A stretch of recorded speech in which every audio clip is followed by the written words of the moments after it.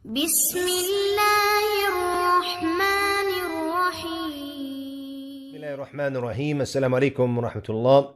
Very honored today to have our dear Shaykh, our brother Dr. Zakir Naik here with us in the studio, alhamdulillah. Alhamdulillah, when I started my da'wah in 2008 and then in 2009, my first international da'wah experience was in Canada and then with you guys in Peace TV, alhamdulillah. So, and a long time from then. So, alhamdulillah, a very special place in my heart when I started my da'wah, alhamdulillah, we benefited from you throughout the years. So when we're here together in Qatar, I want to be able to benefit. And this podcast, it kind of came about, not really planned, but I had all the du'at who came from outside. And we did it. The first one was actually from your students, from Salman, from Japan, mashallah. I want to know how to give da'wah in Japan, because I know there's different styles of giving da'wah. So we started with him, and then it went out, alhamdulillah. And now we're benefiting and having you, alhamdulillah, here. And we have several questions. The first question I want to ask, which everyone's going to ask, what is your situation now? People want to know. Everybody's making dua for you. They're concerned. What is your current situation? Alhamdulillah. Wassalatu wassalamu rasulillah wa ala alihi wa sahbihi ajmeen. Amma ba'd. A'udhu billahi minash shaitanir rajim. Bismillahir rahmanir rahim. Rabbi shrah li sadri wa yassir li amri wahlul 'uqdatam min lisani. I welcome all the viewers with the Islamic greetings. Assalamu alaikum wa rahmatullahi wa barakatuh. Regarding my situation, most of us know, most of the viewers may be knowing, that in the year 2016, because of my dawah activities worldwide, and especially in India where I lived, the new Indian government that came to power, that the BJP government, and the Prime Minister Modi, he was appointed the Prime Minister in 2014, and 2 years after that, to get more vote bank, there was Islamophobia, and his attack on Islam and Muslims was very evident. And I was one of his first target. When there was a bomb blast in Dhaka in Bangladesh, amongst the few terrorists, one was a fan on my Facebook. And the Dhaka newspaper said that one of the fans of Dr. Zakir Naik on the Facebook, he did the bomb blast. And the Indian media took it from there and said, Dr. Zakir Naik inspired. And the Bangladeshi newspaper corrected that we never said Dr. Zakir Naik inspired, but one of his fans did it. So because of that, I had to do hijrah in the year 2016. And among the various countries that were available, I felt that Malaysia was one of the best available Muslim countries to do hijrah. And 2016, mashallah, I did hijrah from India to Malaysia. I was already outside the country when the issue started, and I decided to go to Malaysia. And alhamdulillah, I never thought in my dreams. I knew that I would have problems in India regarding dawah. I was prepared for that, but never thought in my dreams that they would lay an allegation of terrorism against me, because I've given talks to various of the police all over the world, including in India, in the National Academy of the Police, about fighting counter-terrorism. Yeah, I've seen many of the lectures. Very clear. It couldn't be clear, subhanAllah. And I've given talks against terrorism. So how could they lay that allegation? But alhamdulillah, that is the story. So then we did hijrah. And alhamdulillah, Allah has been very kind that after we did hijrah, we left our home country, our home city. Allah increased my dawah. Alhamdulillah. We always planned, we had consultants from McKinsey. McKinsey, one of the best consultant companies in the world. And when we were thinking about Peace TV and the activities, we were thinking that how we should let the activities continue. Tomorrow, if I'm not there, what should happen? So we were planning that how should I have a person in the administration, person in the Islamic field as a da'i. So we planned everything that what will happen after I die, how should the activity continue? And as people know that we had more than, mashallah, 500 paid employees in the Bombay office, and additional many parts of the world. But we never planned that what would happen when everyone would be there and I'm not there. So the government banned the organization, and it was a different situation. We never thought of it, that everyone would be there and I'm not there. So you had a plan B, but you didn't have a plan C. Yes. So the thing was that when we went to Malaysia, I'm there and no one is there. So we were planned that when I would not be there in Bombay, how would it continue? But the organization was banned. So I was available for dawah and everyone else could not do. So we never planned that when I would continue and no one else would be with me, what to do? But the main point we forgot, that Allah is the person who's the most important. So no one is there, but Allah was there. So when we did Hijrah, we had no staff. Without any staff, we continued in Malaysia, but Allah's support was there. Therefore, I always say that, as Allah says in the Quran, Surah Imran chapter 3 verse 160, if Allah helps you, then none can overcome you. If Allah forsakes you, who was there then who can help you? So Mackenzie never planned that if no one is there and I'm continuing, what will happen? So alhamdulillah, the dawah increased, our style increased. Of course, in India, we were mainly focusing on comparative religion and giving logical answers to the non-Muslims. When we did Hijrah, I started my weekly question answer session. Initially twice a week, then became once a week. And then my son came, then he's doing once a week, I'm doing once a week. So there we had a different thing which we wanted to do in India, which could not. A live question answer session because of my busy schedule. And we knew it would be difficult in Bombay to do it. So from Malaysia, where the atmosphere is much more better, much more harmonious, we started a live question answer session, which took dawah on a different level. Because normally when we have question answer session in public, it's not planned. Anyone can ask any question and we have to answer it. And many questions were repetitive. In this, when we started the live question answer session, we used to receive 20,000 questions a week. Allahu Akbar. And my team used to read about 5,000, out of which they used to pass on 100 to me. I used to answer 15 to 20 every week. So now we created a new data bank in the past 2 years, more than thousands of questions, mashallah, we answered. So this was a new thing which we felt would be an asset to the dawah. So dawah increased. The Facebook following, which was 14 million, now has reached 23 million, mashallah, by Allah's grace. The YouTube, which was only 400,000, because we never concentrated on the social media. I was concentrating on Peace TV. Peace TV, exactly. So, which was only 400,000 YouTube, now it is 3.3 million in a span of a couple of years. Mashallah. The Facebook from 14 million went to 23 million, mashallah. So, I felt that without the staff, but Allah's help continued, the dawah activity increased and the reach increased. And now, before we used to travel, there used to be people, always, wanting to meet and recognizing us. But now, the reach is much more.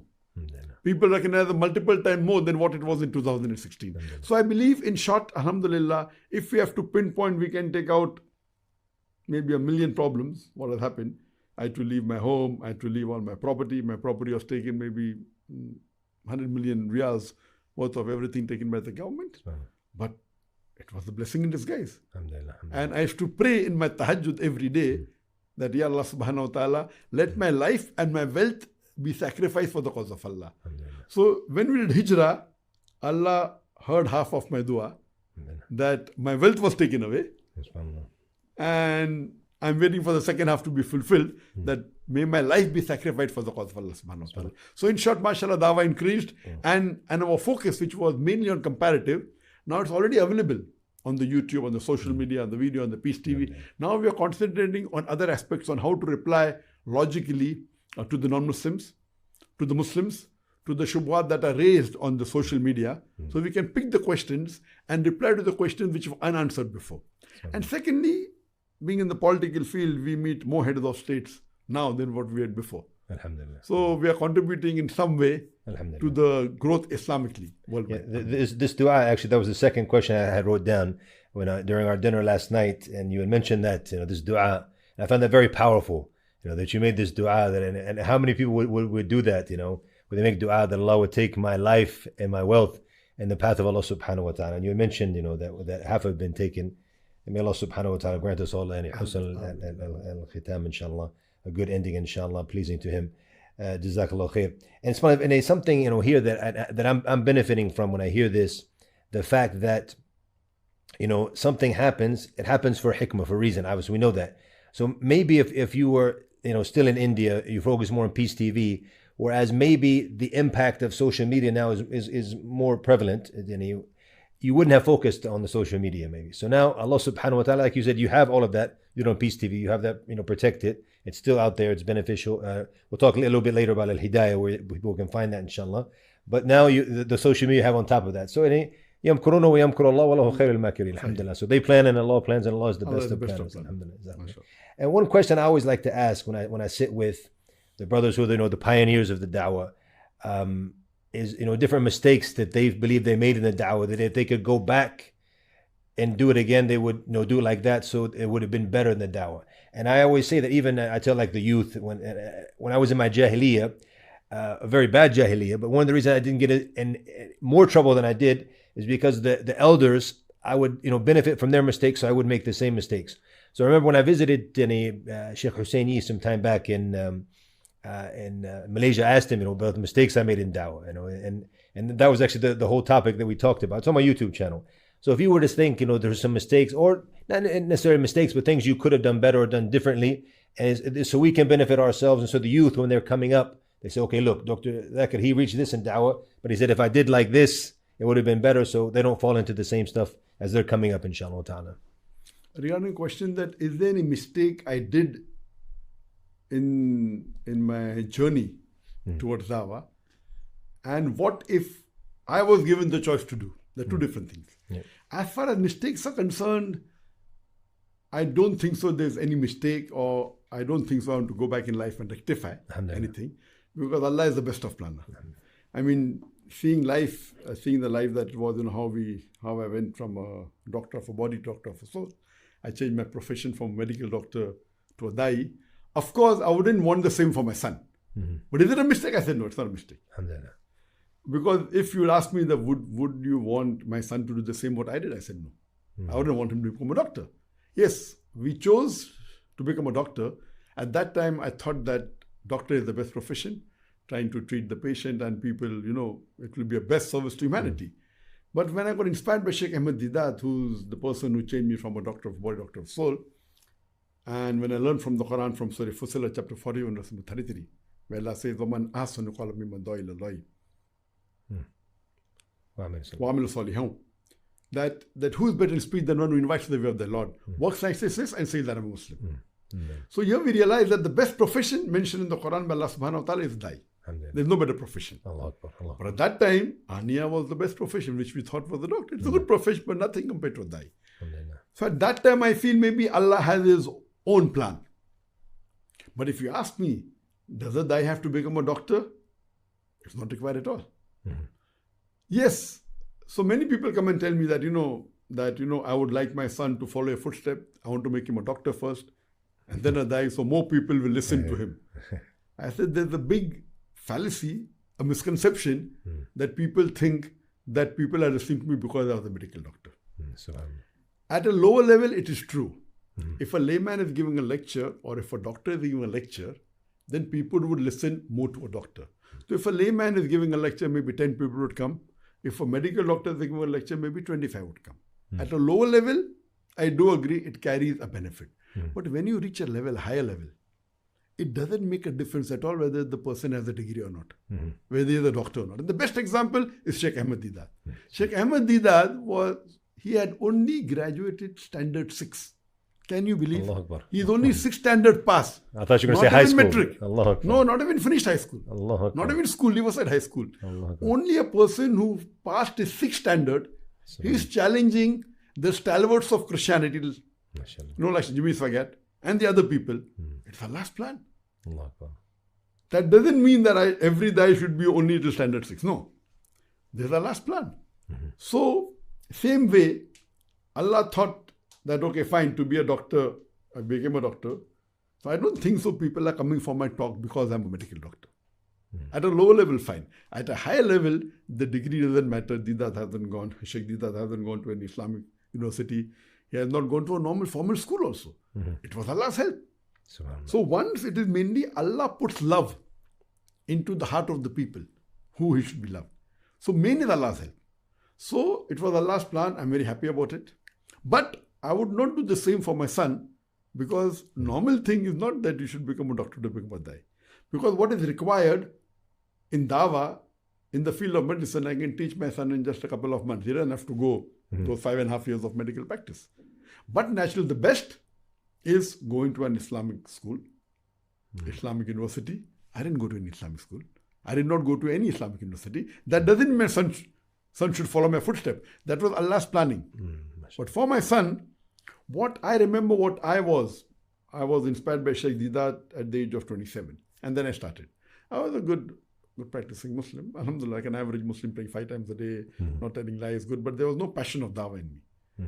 If you compare myself with my son, what my son did in his childhood, I didn't even do 0.001% of that. What my son achieved at the age of 25, maybe it was 1,000,000 times more than what I achieved in the field of dawah.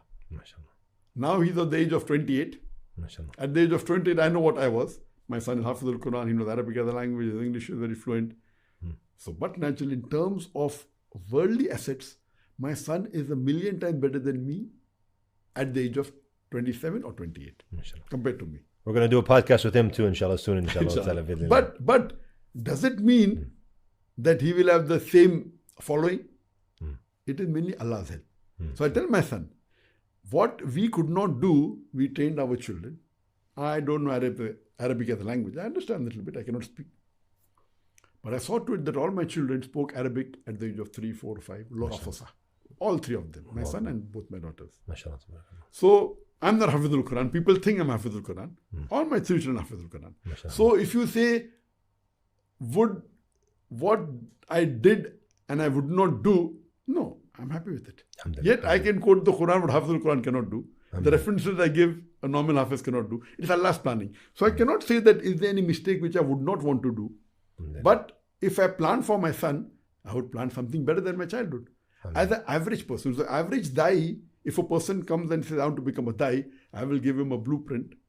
And if you see, it doesn't match at all with my childhood. But at the end of the day, the most important is the help of Allah. So with all your education, now my son is doing masters, inshallah he'll do PhD, maybe double PhD, but that really doesn't help in dawah. Yes, it does help to a very small level. Doing a degree from the university, whether it be Jamiat al-Imam where you pass from Madinah University, may help you get a job. But for dawah, it's good. But that's not enough. You have to have durus with the top sheikhs. We should do your own research. You should do hard work.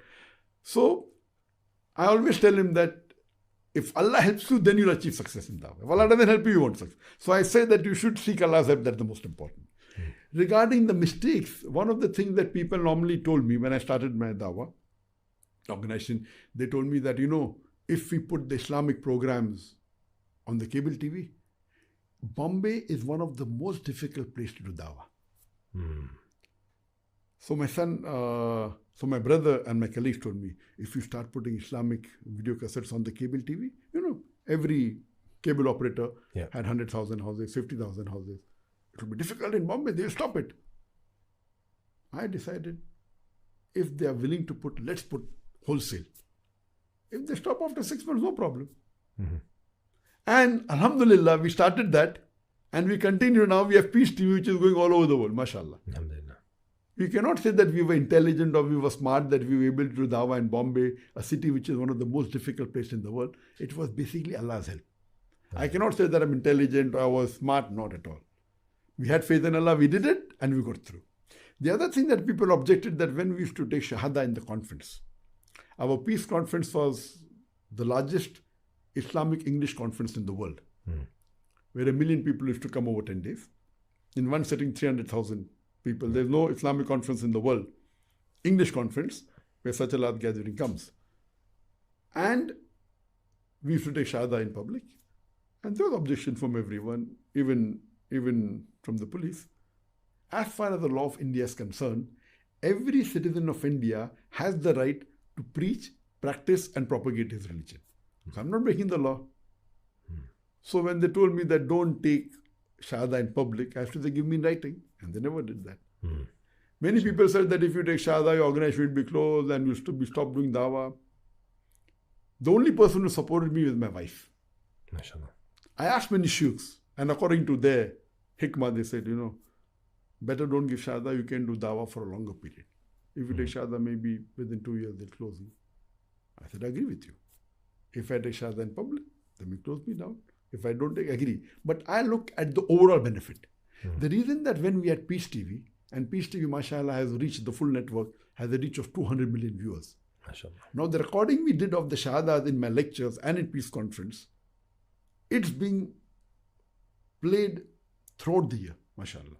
We are sitting here, the dais, and they're getting the sawab. We are sleeping, and the recording is going on round the clock, 24 hours on 4 different satellite channels. Now, besides that, there are 25% of the viewers of the Peace TV are non-Muslims. Yeah, that was very surprising when you told us these numbers last night. I was surprised to hear that. I thought it would be, all Muslims. Yes. No, 25%, maybe 20%. It may vary from 20-25%. And that's what is our normal when we have conferences organized by us. 20 to 25% are non-Muslims. But organized by others, the percentage of non-Muslims will be less. But when we see to it that we target the non-Muslims also. So imagine, even if you take the Peace TV, 100 million are watching, that means 25 million non-Muslims are watching. And when they like Islam, then what? When they see that their colleagues or their non-Muslim brothers are giving Shahada, it inspires them also, sitting at home, that we should give the Shahada.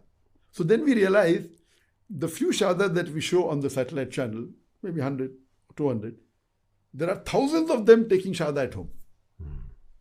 Now imagine, I would prefer having the peace conference for 5 years we had it, mashallah, and hundreds of Shahada recorded, hundreds of Shahada, which has been telecast.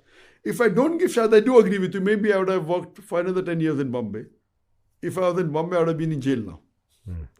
Because all the top dais who don't follow the guidelines of the government or don't toe the line of Modi, they're behind bars.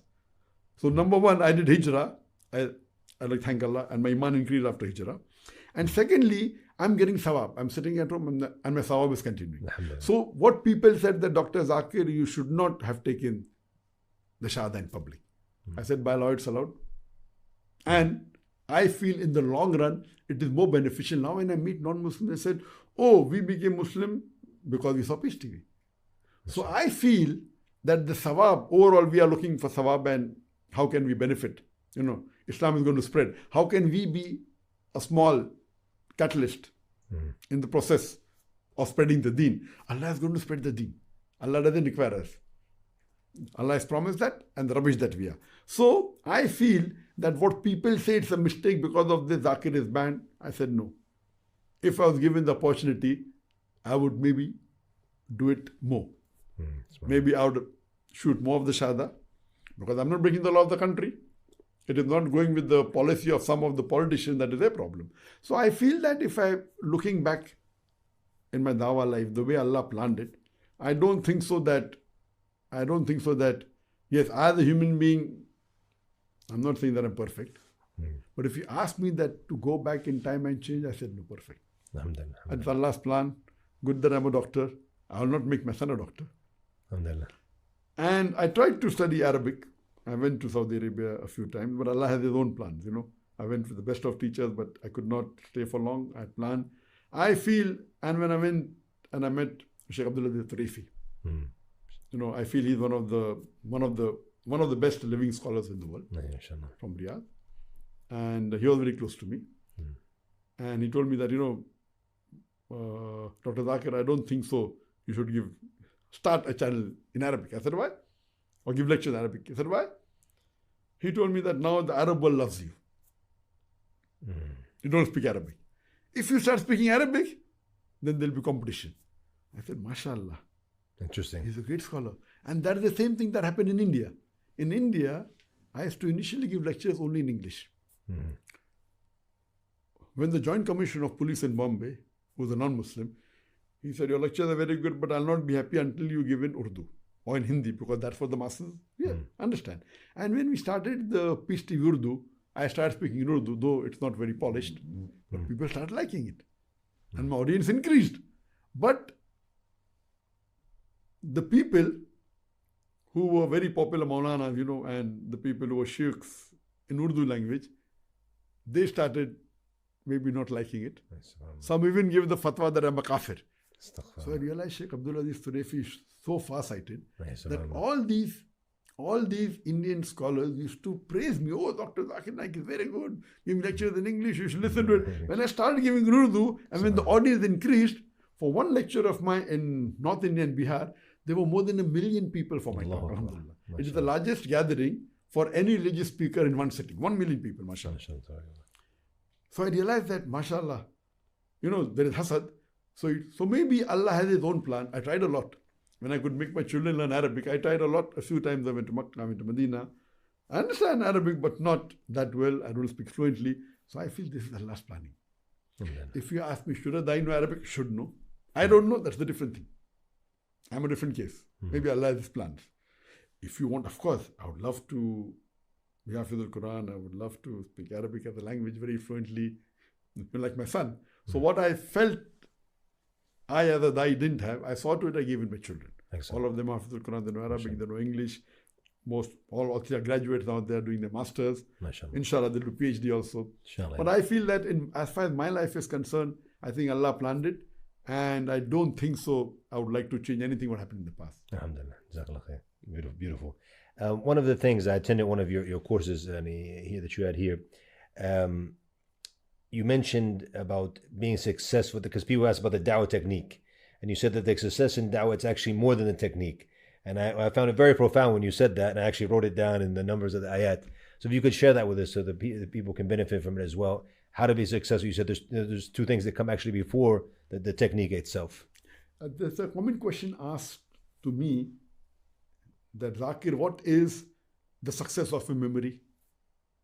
Why are you so? What is the technique of?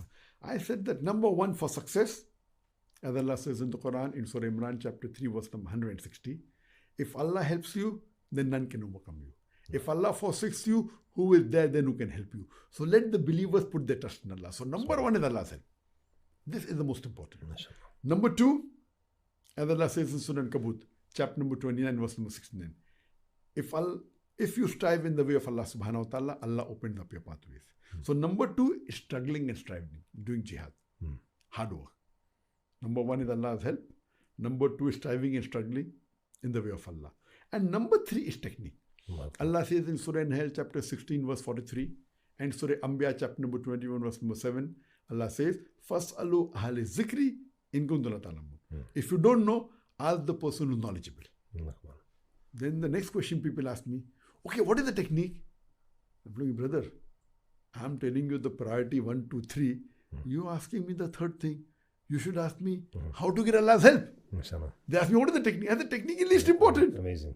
You may be the technically most qualified, but number one is Allah's help. So you should ask me how to get Allah's help. So in a Dawah training program, we show to our student how to get Allah's help. For example, before they come to the training program, we give them a homework for 1 month. Memorize the verses of the Quran, memorize this and all. 1 month's time. Before they come to the course. Before they come, we give them homework. Once they are selected, Mashallah. we give them homework for 1 month. 1 month's time to do the homework. Mashallah. And the training is for 45 days. When they come, most of them don't even finish 2% or 3%. This is difficult. We have told them to memorize all the 114 names of the Quran in Arabic, along with the translation. The chapters. Yes. Surah Fatiha, the opening. Surah Baqarah, the heifer. Surah Al-Imran, family of Imran. So we give them a list. We tried, not possible. You'll never find that, by the way. And when I do it sometimes in Arabic, people I say, what the number of the chapter? What number is the number of this? I say, chapter number 12. What is it? And they're thinking, what is that? Because it became very, very common for us now in English. I think you made it more common. You say chapter 12 and it's Surah Yusuf. And so they're like, what is this surah? They have to think about it. The Arabs, they're not used to having the numbers of the chapters. And it's subhanAllah. So almost all the students maybe did 1, 2, 3% of that's it. We show them within a few days, they memorize everything. What they could not do in 1 month, they do overnight. They do in 2 hours. We prove to them how this is possible. Most of the people sleep on average for 7 to 8 hours. And during the training program, even I did in 2016, when I was 51 years old. In the training, normally I sleep for 3.5 hours. During training, I sleep for 2 hours and be on the stage for about 12 hours. And Allah's help is there. So even they saw to it that if you strive and struggle, you get Allah's help. So we showed them how to get Allah's help. We showed them how to strive. And then the technique is there. So best is in any work, any good work, Allah's help is the most important. Whether it be business, whether it be studies, whether it be anything, whether it be dawah. Number one is it is an open secret. It is a formula for any good work. Number one is Allah's help. Second is strive Allah. And how to get Allah's help? Is by striving and struggling. Why should Allah help you? And we see that the most difficult tests were on the Ambiyas. Our Prophet said the messengers were given the most difficult test. And the messengers, who are the highest among the human beings, they strived much more than a normal human being. The next level are the Sahabas. The test that the Sahabas underwent is multiple times more than us. The struggling and striving they did is multiple times more than us. They are the second level after the Ambiyas. So from here we learn that number one is Allah's help. Number two is striving and struggling. If you strive and if you don't get success, the problem is in you. It's not in Allah. Allah promises in the Quran that if you strive and struggle, He'll give you success. So if you're not getting success, that means your striving and struggling is not sufficient or is it in the wrong direction. One of the two. Amazing. Yeah. So if you strive and struggle, you get Allah's help. If you get Allah's help, Allah will give you technique. I have not gone to any Darul Ulum, I have not gone to any Islamic university, I have not gone, and it's Allah's help. I cannot say I'm intelligent or I'm smart. So in this training program, we demonstrate to the students how it's possible to get Allah's help. And we hammer it in his brain that Allah's help is the most important. Then comes striving and struggling. Then comes the technique, and we show the technique. But without Allah's help, all your technique is useless. Yeah, when I heard that, I said I had to write that down. It was very beneficial. I benefited a lot from that. Another thing I want to talk about, we had a meeting, we talked about, the importance of establishing a committee for the international du'at to bring them under one umbrella. You've talked about this before, or you talk about it in other gatherings as well. What is the reality that this might happen, and what are the benefits if it would happen? Yes, there was a plan of mine since several years that we should have an international union of the English-speaking du'ats. There's a Muslim International Union of the Muslim scholars that's based in Qatar, where Shaikh Abdur Raheem McCarthy, he was the head. But I always said that if we have this organization, it should be effective. Otherwise, it's useless. Exactly. Every Dai has his influence, has his following. He can do it. But if it's an organization which is strong, which is heard, the most important thing, because if you see the political scenario now, it's very difficult for the Muslim du'ats to travel or to do dawah. There are difficulties. So unless there is an umbrella of a Muslim country which is willing to support this organization, having such an organization will not be really beneficial. So it was there in my mind since several years that many du'ats are being targeted. I mean, much before the target, that I was targeted by the Indian government. Before that. And we were prepared. When we started dawah in Bombay, I thought that, when we get successful, how long will we last? So we thought maybe 5-10 years. But we did more than 25 years we did dawah in Bombay, mashallah. Amazing, mashallah. So we look at the positive aspect. We were prepared that we would be harassed. We were prepared, but never thought that there'd be an allegation of terrorism. So alhamdulillah, Allah has been very kind. So if we have an organization of the international English-speaking du'at, number one, it should have an umbrella of a government, because where will we register it? Most parts of the world, you register it, and if it's successful, they will close you down. Close it down, yeah. So which country in the world would be willing to take the brunt of the other countries? There are very few in the world. Yeah. So, according to me, there are two countries that can have this capacity, or would be. One is Qatar, where we are, and one is Malaysia. We see from the history that they have taken the pressure. Yeah, mashallah. So these two countries, I feel, are the countries where, and that is the reason I travel more between these countries, because these countries are willing to take the challenge. If it's for Islam, they will stand on the haqq. They will not bend it. Like most of the Muslim countries, where it comes to the truth, if there's a political pressure, they bend. So these two countries, I feel that if they know it's the haqq on the Islam, so they will stick to it, because in Malaysia, mashallah, Islam is the vote bank. And that's good, mashallah. It's one of the few Muslim countries where being a democratic country where the Muslims are majority, where it's a vote bank. So, but natural, Islam is powerful there, mashallah. Yeah. And amongst the countries of the Gulf, I feel that Qatar is one of the countries which we know from history. Yeah, no doubt. That they have withstanded pressure. They have given support to many of the Muslim scholars and dais, or those which the world have not given support, they have given. So I feel these two countries are there. So inshallah, in the near future, if we have a possibility of having this organization under the umbrella of a Muslim country, it will be effective. And my thing is that all the mainly initially we start with having a meeting, brainstorming of the more influential those Muslim duas who have a bigger following and are more influential, get them and do a brainstorming, and then inshallah maybe in the near future we'll have this organized, inshallah. Another question I want to ask, now that your son Sheikh Faraq, and I remember we call him Sheikh Faraq now, I remember when I first met him when I was at the Peace TV conference in 2009. He came with his copybook, and he said, "Could you write some advice for me?" And I remember I wrote it for him. Then, mashallah, now he's become a sheikh, mashallah, and he's graduated and come back, and he's joined you now. And I want to ask, how is it for you as a father, the impact that he's had? Now, he's joined your team. Like you said earlier, he does one show and you do one show.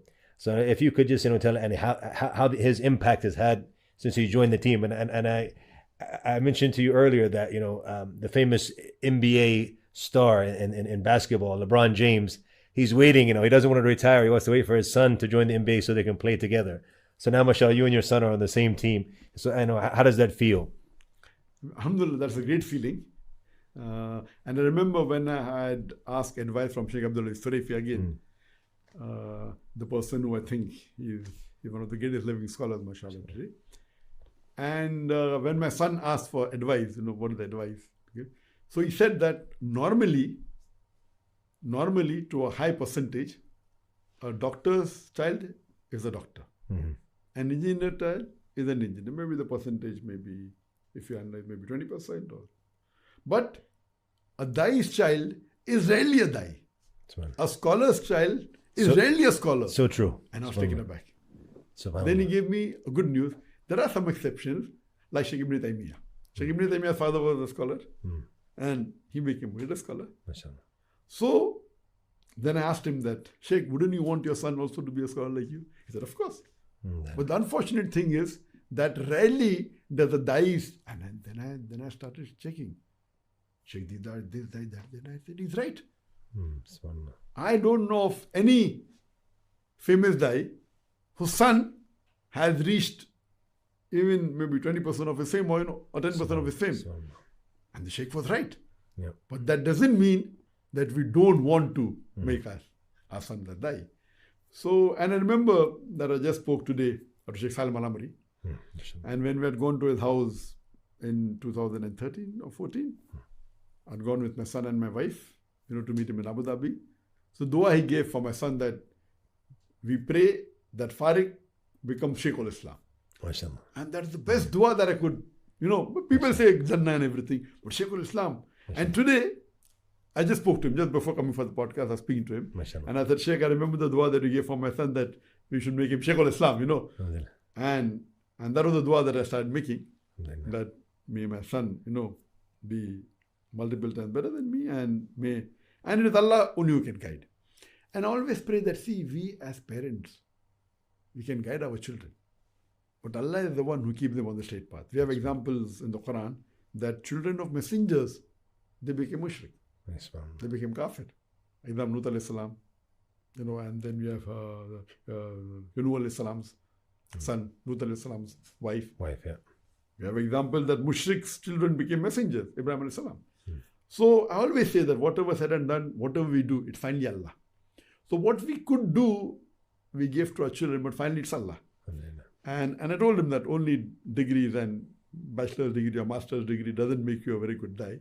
And I say that all the du'as that you see, all those people who pass from Medina University don't become dais, famous dais. Those who strive and those whom Allah has helped, they become effective dais. So unless Allah doesn't help you, unless you don't hear the lectures of other shuyukhs, you will not be successful in dawah. Only the degree, okay, little help, but not for dawah. Alhamdulillah, we used to pray and we did what we can do. But when my son came back, I had plans of doing masters and PhD in Saudi, but then I said, no, he should be with me. So after he finished his graduation, he came back to Malaysia. And he did a master's in Malaysia from the Islamic International University. He did his graduation from Mohammed Saud. Imam Saud University, Imam Muhammad bin Saud University in Riyadh. And then I said that, master, this should do from Malaysia. From Malaysia, so that it can be close to me. MashaAllah. And alhamdulillah, and then he realized that, while answering questions, he's a bachelor, he's a qualified sheikh, inverted commas. MashaAllah. But then unless he did not do his own research, his own way how to reply, when we realized, okay, the question is asked, we did it, but the answer is not there. We know we are bachelors, but we have to do our own research, we have to do our own struggling, and that changed his life, mashallah. MashaAllah, very good. So after he came back, mashallah, before he used to just repeat my lectures, and that's what we tell that if you're a kid, you cannot do research. He started giving lectures from the age of 8, and in school, he used to repeat my lectures. Then I said, now you should not repeat my lectures. MashaAllah. Now you're a sheikh, qualified sheikh. Very good, MashaAllah. You have already, your subject very well compatible. When required, you can give a lecture, but do research on new topics. So he started giving courses, MashaAllah. For the youngsters, on different topics, on topics which are less said, So who would like to be Abdur Rahman? One of his courses. Amazing. Part 1 and part 2. And then the Sunnah of the Fridays, People don't know the minute details, So of these things, mashallah, about the important days of Dhul Hijjah, the first 10 days of Dhul Hijjah. So all these topics which are less spoken, he started doing his own research, and in the question answer session. MashaAllah. When we started, I used to do twice a week. Then I found that, it is stopping me from other parts of Dawah. So I made once a week. When my son came back to Malaysia after free graduation, then the first and third Saturday, I handled the question answer session. That's Ask Dr. Zakir. And the third, and the second and the fourth Saturday, done by my son, Ask Sheikh Farik. MashaAllah, excellent. So, mashallah, he started having his own followers. MashaAllah. And mashallah, his Arabic is, I feel, compared for an Ajam, for an Indian, it's excellent. MashaAllah. His English is good. So, in terms of training and qualification, he is 1,000 times better than me. MashaAllah. Yeah, I've been speaking a lot with him in Arabic these days. MashaAllah. MashaAllah. But as I said, whatever little bit I've achieved is only because of Allah's help. Alhamdulillah. So I tell my son that, you should strive for Allah's help. How do you get Allah's help? I tell him, for a da'i, the most important is the Tahajjud Salah. Allah Akbar. Allah Akbar. Yes, he used to read Tahajjud in Riyadh, Saudi Arabia, but maybe for a few minutes, 10 minutes, 20 minutes. You can finish Tahajjud very fast also. When he came, mashallah, he's Hafidhul Quran. I said, I'm not. Okay, fine, we come. Then we started having Tahajjud Salah 2 hours a day. MashaAllah. One juz. MashaAllah. So 1 hour should be for the recitation of the Quran, slow recitation. 1 juz in slow recitation takes approximately 50 minutes. And maybe 50 minutes for doing dua in the sajda. MashaAllah, amazing. So 50 minutes for dua, 50 minutes and the remaining 15, 20 minutes for the other parts, of the salah. This is the tarbiyah, I think, that, that so many of the du'at are missing. They focus, like you mentioned before, on the technique and on this, but their relationship with Allah subhanahu wa ta'ala, I feel in this generation of du'at, it's totally missing, subhanAllah. Even when it comes sometimes to the fard, talking about the nafil. And I remember when I first graduated, when Sheikh Yusuf Estes, and I always mention this in my lectures, he said, as a da'i, he said, you don't have 5 daily prayers. He said, you have 6. He said, 5 is for the general people. But as a da'i, you have to have the 6. You have to be in the tahajjud, subhanAllah. It's amazing. In fact, tahajjud was the first for the Prophet. Yeah. You're the messenger. So I do agree with you that. And seeing to it that, there is no appointment more important than appointment of Allah. Allah. At Salah time, we have to be in the mosque in Jamaat. MashaAllah. Once in a blue moon if you miss, accepted. SubhanAllah. So that's for Alhamdulillah. And so I feel that, gaining Allah's help is the most. So when a da'i says, how to gain Allah's help, that's what we teach in the training. Allah, amazing. For a da'i, it is further, not Islamically, but if you say compulsory for a da'i, I could say that, but it's not fard. It is mustawa, I could say, and then he gave a talk on the most important sunnah after the faraid. So he gave a course. It's 6 episodes. The most important sunnah after the faraid. Not only sunnah salah. And then I used to say that which is the most important sunnah. I asked the people, which is the most important sunnah? No one thinks it. And then I prove to them logically that the most important sunnah amongst all the sunnah of the Prophet is the tahajjud. It's the Qiyamul Layl. So he gave a course on that, and he picked up all the hadiths. So alhamdulillah, it is mainly Allah's help, and whatever training we do, if the person is not, he can deviate very easily. So we only pray to Allah that may, we say that, keep us on the straight path. رَبَّنَا لَا تَعْزِ قُلُوبَنَا بَعْدَ إِذْ هَدَيْتَنَا وَهَبْ لَنَا مِن لَدُنكَ رَحْمَةً. That, oh Lord, after thou hast guided us, keep us on the straight path. That's what we always pray. You mentioned something last night which I found very beneficial when a brother asked you about the style of Shaykh Ahmed Deedat rahimahullah ta'ala, and you mentioned that his style at that time was in a certain way and it was very powerful, and the Christians had to change their approach, the Christian missionaries, because he refuted all of their misconceptions. So they had to evolve basically and come with new ways. So he said also the du'at also, and in this time they have to evolve as well. So if you could comment a bit on that, I found it very beneficial. The question was last night was that is debate beneficial? Should we do debate? So I said there are pros and cons. It's good, but not the most required thing. But at Shaykh Deedat's time, during the 70s and 80s, at that time the Christian missionaries used to do their missionary activity in a particular style. They used to pick up the Quran, they used to find faults in the Quran, and they used to promote the Bible, that the Bible is the word of God. And Shaykh Deedat, alhamdulillah, who was only 6th standard pass, he challenged the whole Christendom alone. No scholar can do that. But mashallah, he was only 6th standard pass. With Allah's help. He used to strive. He used to struggle. He was a salesman. And while, he was born in India, and at the age of 6 or 9, he migrated to South Africa. Because of his poor background, family background, he could not study. And he was a driver, a salesman of the furniture store. And when Christian missionaries used to come and hammer, and you tell him, you're a Muslim and there are mistakes and all, he didn't know what to do. And then he found the book Izharul-Haq, and that's how he got the information. He started replying. While replying, he got results, and that's how he became the world famous guy, mashallah. So the thing is that time, I remember that I told Shaykh Deedat, in 1987, the first time I met him, when I was in my second year medical college, and I told him, uncle, why are you so aggressive? He smiled and said, son, I'm not aggressive, I'm militant. Mashallah. And there are 2 ways to fight the devil. One is the fire, and the other is the holy water. I chose the fire. If you want to choose the holy water, you're welcome. I feel fire is more effective. That was his style. And that was put in my mind. So when I started doing dawah, I tried to copy his full matter, memorized it, and in a very soft way I spoke. I got no results. Very little results. I said, same matter, why I'm not getting results? Okay, the style is important. Then I started becoming aggressive.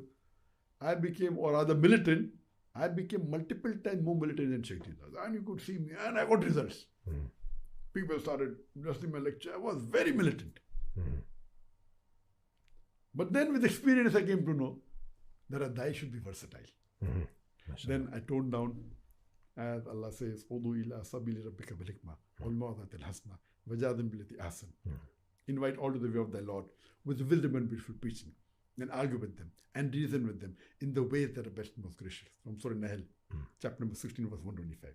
Then out of experience, we came to know that most of the time I'm soft, I'm humble. When required, I can get it right. So I say, a lion doesn't have to roar.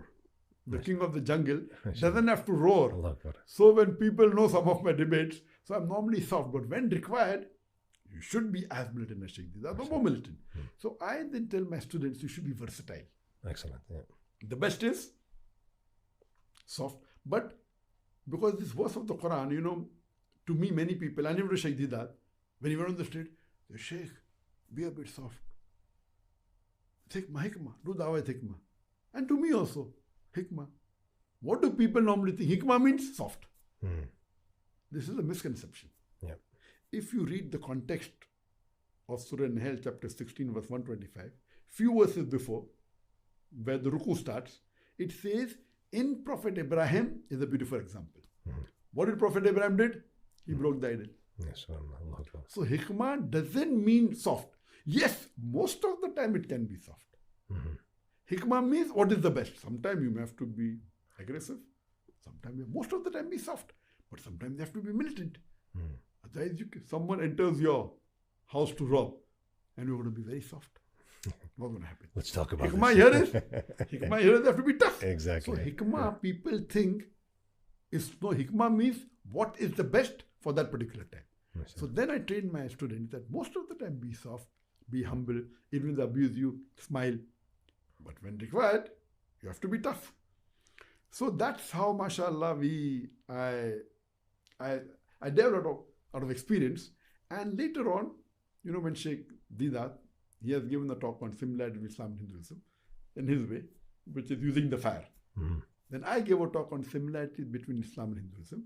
And I told him, uncle, this is holy water. He saw it and he was shocked. He said, son, they are cursing you and you're smiling. Then he gave me the title Hidat plus 94. When he saw this, then he gave the Shahada when he was sick, when he had the stroke. He gave the Shahada, son, what you have done in 4 years had taken me 40 years to achieve. Of course, it is greatness that, just to encourage me, he gave me that plus. I mean, no one can come close to Shaykh Didat. He's great, mashallah. So I'm not comparing myself to him at all. But that shows his greatness. That to encourage me, he gave me the title Didat plus. To encourage me, he said, what you have done in 4 years, that taken me 40 years. He is phenomenal, may Allah grant him Jannat al-Firdaus.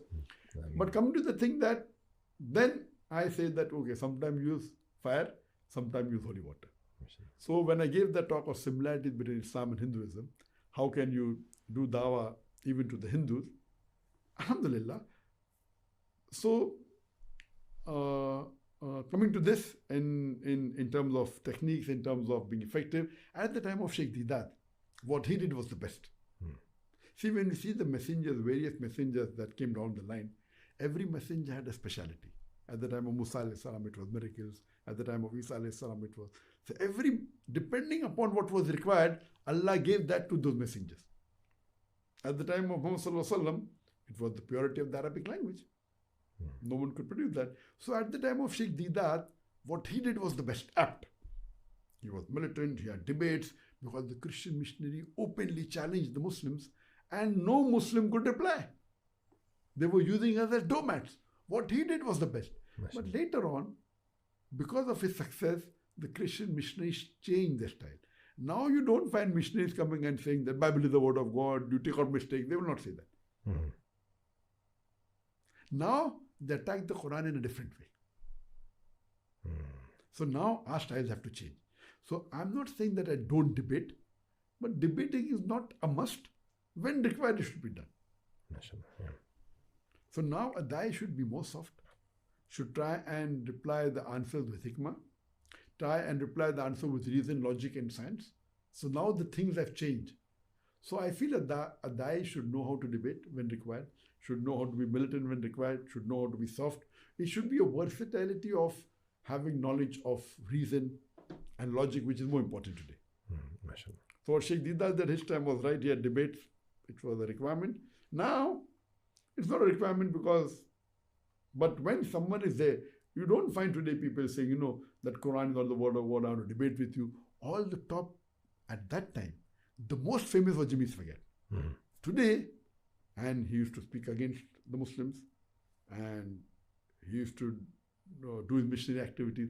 Today, the people who are famous, like Joel Einstein, they don't talk the same way as what he used to do, Jimmy Swaggart. And now these famous people will never want to debate. At that time they were willing. Now that's the reason I say that when someone, now there may be Christian missionary who won't debate me, those which are infamous. I don't want to make them famous.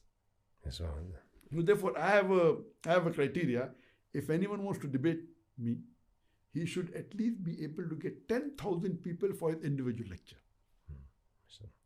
After I gave a talk where there were 1 million people, I said there should at least be 2% of my audience. When I can get 1 million people for my largest gathering, they should at least get 2% of my largest gathering. If any non-Muslim can get 20,000 for his lecture, not a conference, not a gathering with other speakers, for his individual lecture, I don't mind debating.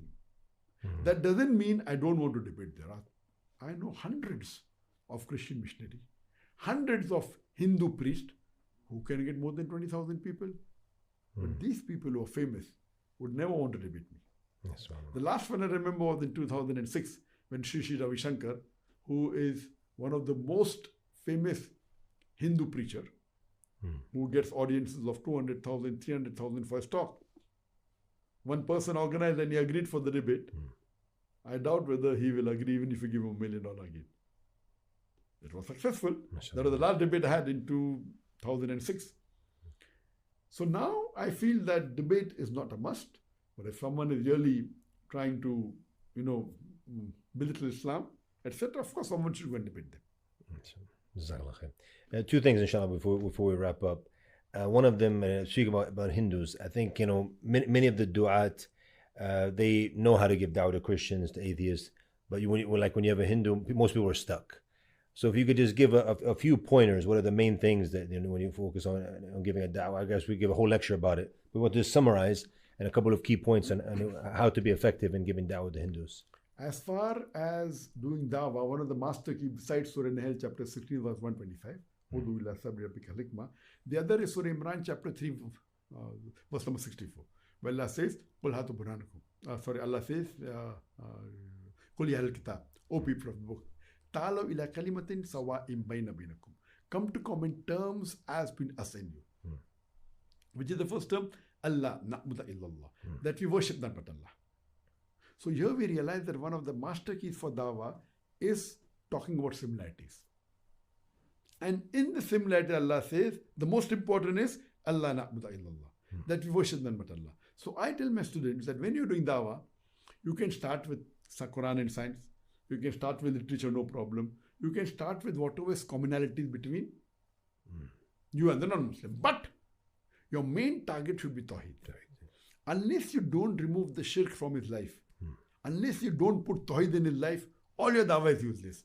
You may convince him not to have alcohol, you may convince him about hijab, you may convince him not to have pork, but if you don't remove the shirk from his life, or don't make him come on Tawheed, your dawah is useless.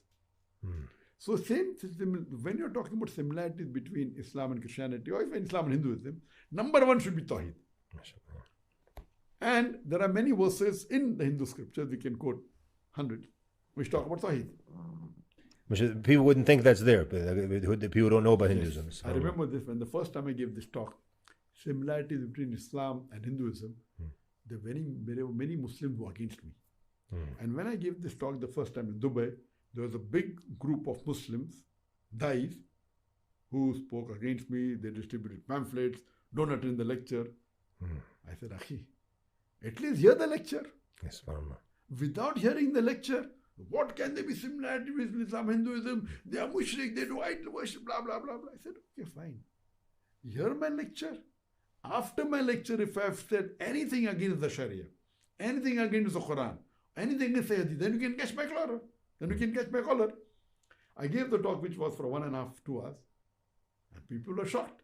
I'm talking about the Tawheed in the Hindu scripture. I'm quoting. So if you read the Hindu scripture, there are many verses of Tawheed. And I don't intend giving a lecture. But the Brahma Sutra of Hinduism is Ekam Braham Distya Naste. Nena Naste Kinchan. That Bhagwan ek hi hai, dusra nahi hai. Nahi hai, nahi hai, zara bhi nahi hai. There is only one God. Not a second one. Not at all, not at all, not in the least bit. There are various verses in the Upanishads, in the Vedas talking about Tawheed. So when you're comparing Hinduism and Islam, we don't talk about the negative factors. When there are similarities, there are multiple more time differences, but we don't touch on differences. We touch on similarities. So number one, while doing dawah, is Tawheed. Number two is the Risala. About Prophet Muhammad Sallallahu Alaihi Wasallam. People know about Prophet Muhammad mentioned in the Bible, but very few knew about Prophet Muhammad Sallallahu Alaihi Wasallam mentioned in the scripture. And if you compare, the mention of Prophet Muhammad Sallallahu Alaihi Wasallam is multiple times more than what is mentioned in the Bible. By name, he is mentioned more than 100 times. Allah Akbar. In the Bible, only once. In the Hindu scriptures, more than 100 times. And I give references. Wow, and the details that are given in the Hindu scriptures, when you read the Bhavishya Purana, and when you read the Kalki Purana, it says that Prophet Muhammad, peace be upon him, his father's name is Abdullah.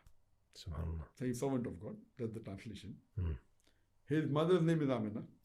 Wow. He'll be born in a city of peace. He'll have 4 close companions. Angels will help him in the battlefield. So much detail. Wow. And Can't get more precise than that. yes, if you read Kalki Purana, chapter number 2, verse number 5, 7, 11, 15, you know. And he mentioned my name Ahmad, he mentioned my name as Muhammad several times. It talks about the details about his prophecies in great detail. So, this is the second point that a person should touch. Then it talks about Salah, that how do the Hindus worship. There's a worship of Hinduism known as Danda Namaskar, where it says you should fall on the ground and touch with 7 parts. 8 parts it says. The 2 hands, the 2 knees, the 2 feet, the nose and the forehead. From the Sunnah, same teaching there. Danda Namaskar, they say, Danda Namaskar, same as the Sujood. Oh, and there are various references. The references even of Makkah in the Hindu scriptures. The Hindu scripture says you should not have alcohol. Quran says the same. The Hindu scripture says you should not have pork. Wow, how many people know? Hindu scripture says that you can marry up to 4 women. They put it at 4, huh? Yes. So the thing that there are so many things which a lay Hindu doesn't know. I'm giving references. So after the talk, and I'm giving references. Yes, there are references also, but I'm not touching the references. So I say that if a Hindu, I told the Indian government, why don't you teach Sanskrit to the Hindus so that they read the scripture and they come to know, then the Muslim and the Hindu will be more closer. Yes, true. And I've written a book on similarities between Islam and Hinduism, and even a lecture is there. It's about 2 hours. So all the details are given in the You can put the link inshallah in the description, inshallah. The last question, and you mentioned something last night which I found very powerful, which was your wish before you die about Islam entering every home. So I think that could be a good ending, inshallah ta'ala, if you could talk a bit about that. Yes, people normally ask me that what is the desire, what do you want to do? So I always say that I pray to Allah that the hadith of the Prophet that inshallah Islam will enter every home. So I pray to Allah that to make me instrumental. He doesn't require me, He doesn't require anyone, to make me instrumental in the fulfillment of this hadith that inshallah Islam will enter every home. Jazakallah khair. Barakallah feek. May Allah make us all instrumental, inshallah, and be that part, inshallah, and be from those who help, inshallah, spread the message. Jazakallah khair. Thank you for your time. Thank you for coming tonight. Barakallah feek. It was a pleasure to be with you tonight, inshallah. Barakallah feek. Jazakallah khair.